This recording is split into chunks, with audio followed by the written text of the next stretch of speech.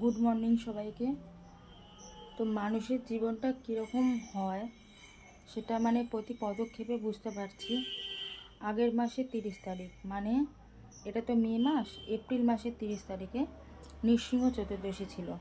আমার মনে আছে এরম সময় আমি ঠাকুরের গোছগাছ করা শুরু করব বলে ঠিক করেছি যে সন্ধেবেলা পুজো করব, সকাল থেকে মোটামুটি গুছিয়ে রাখি। তখনও মায়ের শরীর একদম ঠিক, কোনো অসুবিধা নেই। তখনও আমি জানি না যে আমার মায়ের ব্রেন টিউমার হবে বা আমার অ্যাপেন্ডিক্স হবে, এগুলো কিন্তু আমরা কিছুই জানতাম না। সবটাই ভগবানের প্ল্যান করা। আমি ভগবানের পুজো করলাম, সেই দিন রাত্রিবেলায় ঘটনাটা ঘটলো। তারপর থেকেই চিকিৎসা। একটা দিনও আমি মাকে ফেলে রাখিনি, একটা দিনও টাকা পয়সা নিয়ে গাফিলতি করে কোনো কিছু করিনি। সব কিছু প্রাইভেট থেকে করেছি। কিন্তু এখন প্রাইভেটের ডাক্তার এক একজন এক এক রকম কথা বলছে, সেই জন্য আজকে আমি পিজিতে মাকে নিয়ে যেতে বাধ্য হচ্ছি। আমার সাথে আমার রিলেটিভরাও যাচ্ছে।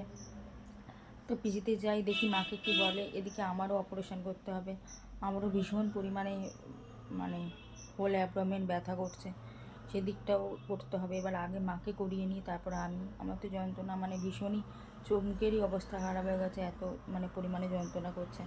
তো যাই হোক, সবাই ভগবানকে বলবেন যেন আমার মা ভালোভাবে সমস্ত কিছু হয়ে যায়। কী বলবো, মানুষের জীবনে কখন যে কী হয় কেউ বলতে পারে না।